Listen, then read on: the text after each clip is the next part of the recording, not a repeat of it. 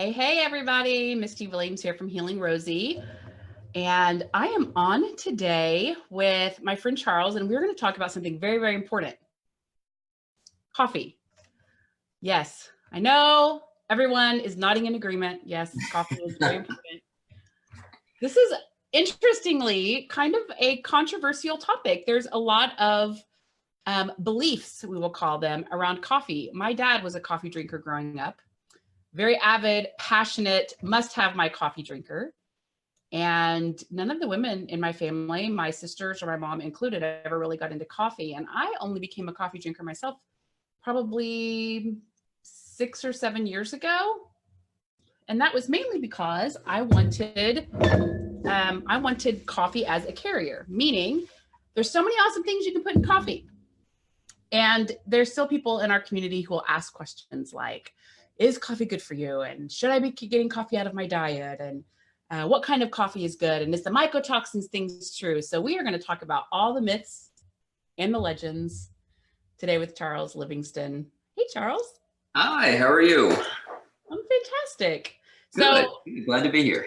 dirty little secret. This is actually take 2 on this interview because the last time I did this, somehow I botched it. And even though it said a little live on Facebook up on my screen, it was not live. So we are going to do this again, and we are going to do it so much better than the last time. So, Charles, let's practice. Yes, we had a practice run. Let's talk coffee, shall we? Absolutely. So, a very common thing that people wonder in our community is coffee good for you or not? Unpack that for us. You know what? Absolutely. And just like a lot of things in life, you know, it is good, but to a point. Too much of a good thing is always bad. And this is like, I'm a chiropractor by trade, so I don't practice anymore. I'm retired, but I would always tell my patients, you know, in moderation, right? It's true. You know, if you drink too much coffee, it's bad for your adrenals because you're constantly in that fight or flight because coffee does give you energy. It's proven to help with weight loss. It's proven to help give you an energy boost. But unfortunately, the way with the hormones work and things, when you have too much, it will fatigue your adrenal glands. Yeah. So that's the one thing to watch out for. Now, on the other side of that, there's so many health benefits that they've done studies on, anything from helping to decrease cancer rates in women, like colorectal cancer was one of them, helps with Alzheimer's, helps with, what else? Heart disease, diabetes. You know, there's research that shows how it impacts all of those things. So it's definitely something that I drink daily. And it's something that I also watch my energy levels and things like that to make sure that it's not fatiguing my adrenals. And there's adrenal support you can take and adaptogens like rhodiola or Siberian ginseng or regular ginseng, things like that will help that. So it's one of those things where you just need to be aware of your body, which is why I love your mission, because you're helping people to advocate their own health, and you are your own doctor, right? Right. So just make sure that you have enough information to make the right decision. You don't have to know everything. You just need to know a little bit to make a good decision on your own health. Yeah. So if someone is dealing with extreme fatigue, for example, yes, chronic fatigue, adrenal fatigue, you know, if you've gotten some kind of diagnosis around fatigue, or if you just know, like, I am exhausted and tired all the time, probably coffee is not the thing that you should use to help you with that. And we talk about this a lot in the Healing Rosie community. If you want to learn about some other things that you can do to boost your energy, I actually just did a Facebook Live with Ari Whitten from the Energy Blueprint, and he's my favorite expert on energy in our space. He knows the research better than anyone else, hands down. I'm talking awesome. Every doctor, neurosurgeon, you know, I don't care what kind of credentials you have. Ari probably has everybody beat on his grasp on not only the research, but also the protocols that are available for fixing it. So amazing. It's a good reference point, but let's talk about all the people who maybe are like me and enjoy a cup of coffee a day. Let's talk about how we can really maximize the benefits we're getting from coffee. So I did mention this the last time we chatted, but I don't think we dove into it. Coffee enemas are a really popular thing. Yes. Do you know why? Yeah. So coffee, Let me see if I can explain this. So coffee enemas were one of the main protocols of Gerson, which was a natural alternative cancer protocol that they had. And coffee enemas were one of the regular things that they did. And they found that when you put coffee the opposite way in your body, it is really, it goes right to your liver.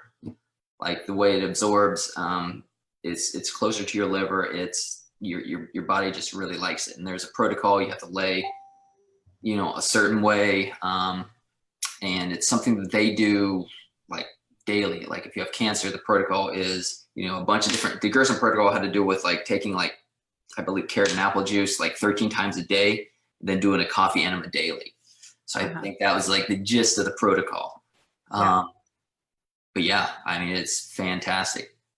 So people that are in my network that love coffee enemas, they talk about the amazing energy boost that you get from coffee enemas. I think there's also a great detoxification effect. Obviously, you talking about the liver connection and everything else. So I'm only bringing this up because I don't want anyone to be afraid of coffee. We need to respect coffee. My favorite thing about coffee is that it's an excellent carrier. So in my coffee every day, I put MCT oil and I put collagen. And there's times that I've put other things in my coffee. Cinnamon is like a great thing to add to coffee for obvious reasons. But there's a lot of ways that coffee can be a carrier for all sorts of other good things. And there's awesome effects from adding a really good fat to your coffee. So Dave Asprey of Bulletproof fame is the one that really popularized using coffee as a carrier for all these other amazing things, right? So Charles, why don't you tell us just a little bit about the kinds of things that you can add to your coffee, and talk to us about the benefits of MCT oil as well. Yeah, absolutely. So with coffee is a great carrier. It helps to, basically it can shuttle things into your cells. And so I actually just had mine. I put collagen in mine. Collagen is great for your hair, skin, nails, gut health. It's great for a lot of different things. It's a protein source. So that's one thing, and coffee helps to carry that through your body. And MCT oil, your brain is fat. So when you have, when you drink fat, like a healthy fat, and with coffee, it helps it to go across the blood-brain barrier and get you, it gives you an energy boost. MCT stands for medium chain triglyceride. So what that means is that it breaks down rapidly in your body and gives you an energy boost. Since it's not a long, what they call more of a longer chain fatty acid, it's a medium chain, so it breaks down faster. Yeah. And with MCT oil, the one problem that people have with it is sometimes it's harder to digest because it is a refined version of coconut oil. So if your body doesn't have the enzymes to process that, it can give you what Dave Asprey, which I love his term. Oh my gosh, are you still there? I'm here. Oh, okay. Yes. For some reason it kicked off. Okay. So yes, Dave Asprey calls it disaster pants.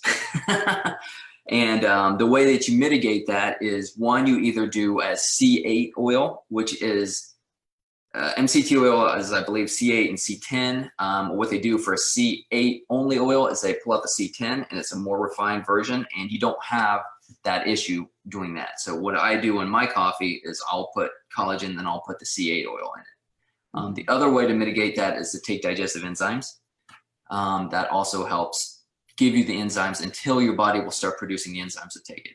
It's just like goes along with that whole law of adaptation. If you aren't used to eating a lot of fat, you're not going to have the enzymes to process a lot of fat. So your body will build it over time. Yeah. So when I first started putting MCT in my coffee, I had to do betaine HCl to help for probably about 2 weeks. And after a couple of weeks, my body seemed to acclimate and process it fine. I never, fortunately, had disaster pants, but I did have a little burning.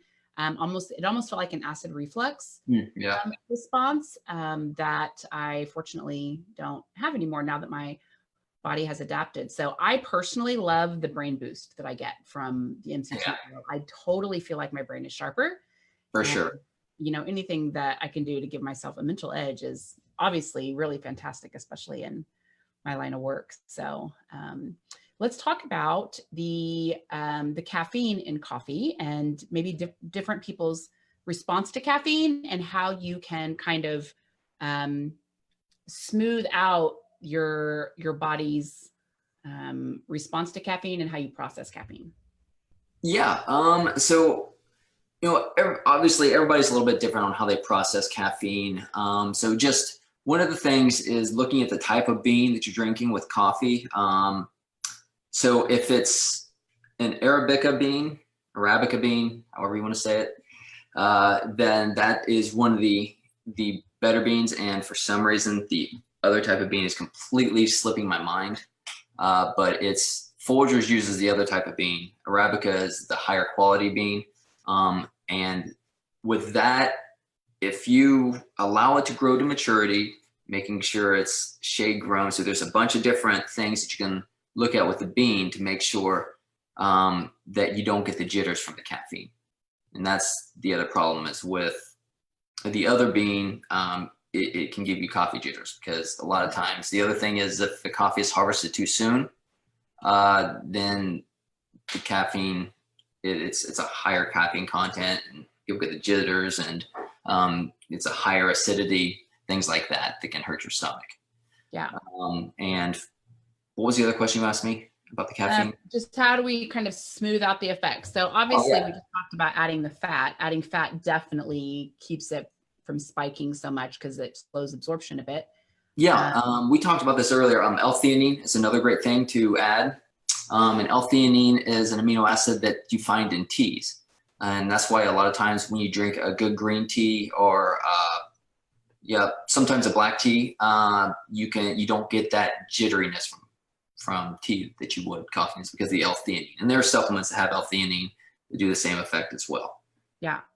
So talk to us a little bit about Life Boost Coffee. So Life Boost is a brand that you have launched, and it seems that there's some really special things about this particular bean that you're using in your coffee. Why don't you tell us a little bit about it? Tell us the difference between blends of coffee and single origin coffee. I'm really curious to understand what makes your coffee different. Yeah. So Life Boost, I have a supplement company as well, and this small farm in Nicaragua came to me and was like, "Hey, we love your supplements. We'd love to put it in your coffee." I was like, "That's a terrible idea. We don't want to do that." But send me your coffee and I will try it and let's see what you have. So this was seriously the best coffee I've ever had in my entire life. So I said, "Hey, let me build a brand around this and help you bring this to market because this is amazing. Everybody's going to love it."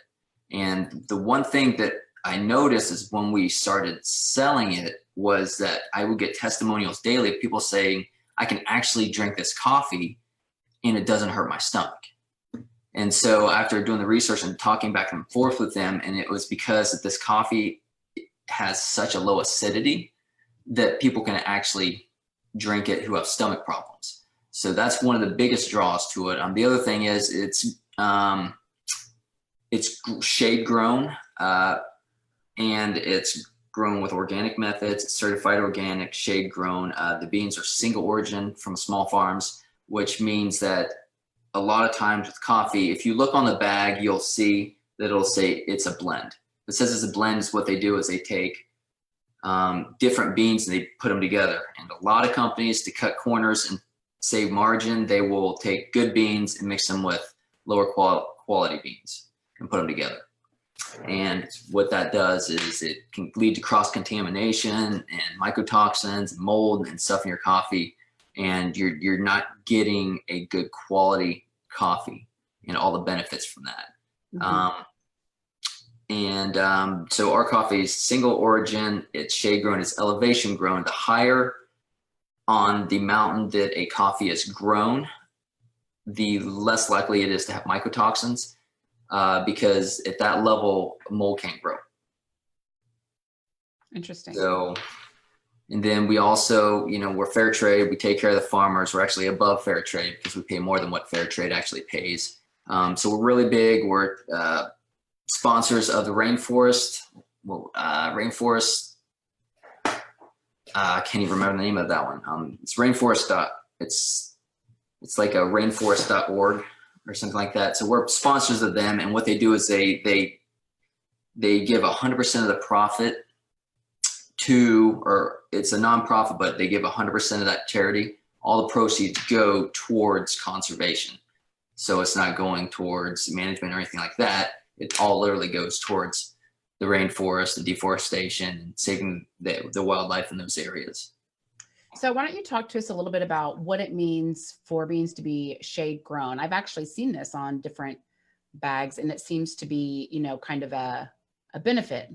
So for those of us that don't know coffee, like coffee, what's the difference between growing coffee beans in the sun and growing them in the shade? So for sure. So when you mass grow coffee bean, coffee is what they call a cash crop, meaning that it's like probably one of the top 5 cash crops in the world. So they mass produce it. To mass produce it, they grow it in the sun, in fields, right? And it's just when you do it that way, it doesn't give the coffee the right amount of time to mature. And what happens when you do it shade grown, they grow it to full maturity. It's protected by the rainforest canopy, which also provides a natural insecticide because of the birds. So you have all these birds that are coming in, they're taking care of the insects, so they don't have to spray it with pesticides and herbicides and things like that. And it also conserves the rainforest because they make those areas protected. But yeah, there's just a lot of benefits. The soil is more fertile, therefore you're growing a better bean, things like that. Mm-hmm. And so you'll get more antioxidants. You can, it's organic, soil, obviously. So you're not getting all that into your coffee. Yeah. So I have a friend who's a huge fan of cold brewed coffee, and she's been telling me forever that I should try and start brewing my coffee cold because I drink my coffee iced. And I found out a little bit of trivia from you around what happens when you brew your coffee hot. I use a French press and then ice it. Enlighten us. Yeah, so the chemical reaction when you go from hot coffee to ice really rapidly like that is it kills the antioxidants. So one of the things that when you cold brew, it's basically you take coffee beans, you grind them coarse, you can put them in your French press with water and let it sit for 12 to 24 hours. I would say probably the perfect window is about 16 to 18 hours. And then that creates like a coffee concentrate. And then you take that, it's like a 1-to-1, 1 part coffee, 1 part water, and you get a perfectly tasting coffee that is super low acid because it takes the acidity out of it too. So it doesn't have that bite or that bitterness as well. Yeah. Which also occurs with, lower quality beans. So if you take a higher quality, low acid bean and you combine that with cold brew methods, you have a super low acid coffee that won't bother your stomach at all. So that's totally amazing. And I wish I would have known this like years ago, but I have made a switch. I've officially ordered my cold brew kit from Amazon so that I can start cold brewing my coffee. Thank you for that. Whenever he said, when we were talking before, he was like, yeah, it kills the antioxidants. I was like, what? That should be on the package. But it's not. But now we know. You're welcome, everybody. So, all right. So tell us a little bit about Life Boost. If you guys are watching and you want to order Life Boost coffee, I have a link for you. If you're on Facebook, it's in our Facebook status. And if you're watching on YouTube, then you'll see it down in the description. But you've got so many different flavors. Like Life Boost isn't just 1 or 2 kinds of coffee, different brews, but you've got a lot. Tell us a little bit about that. Yeah, if you go to our website, what we've done is, there's a very large portion of the population who like flavored coffees. And what you can do is you can make your own Starbucks style, the foofy drinks. That's how I started drinking, I won't lie.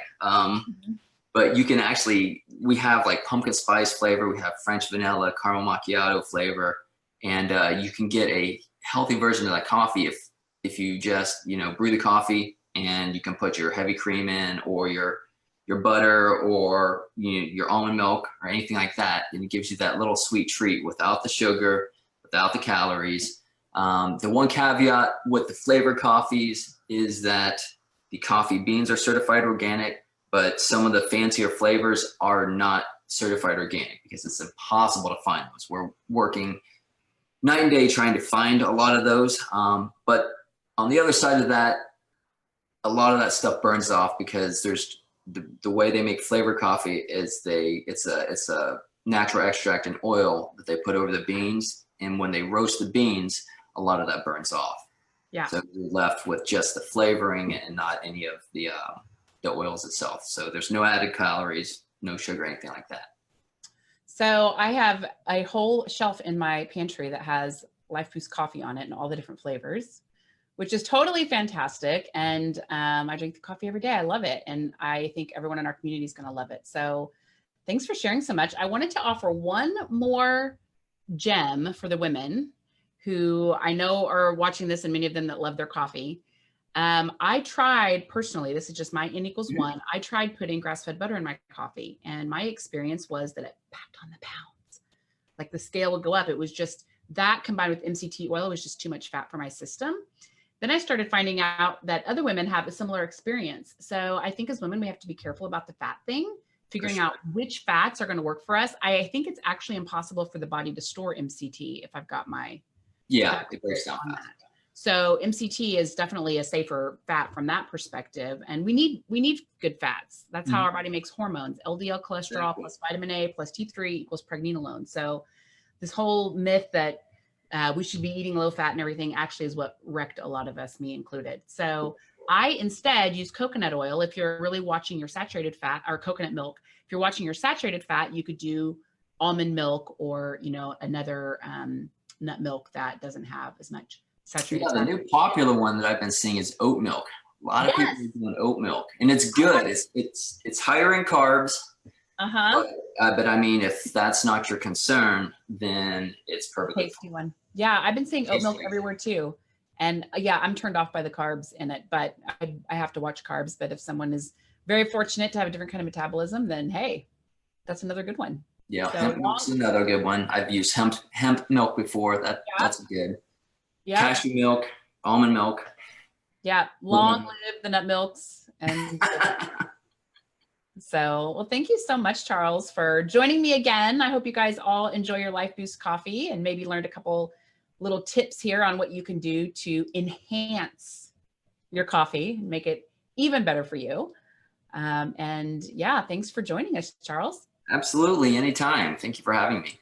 All right. We'll see you guys. All right. See you guys. Take care.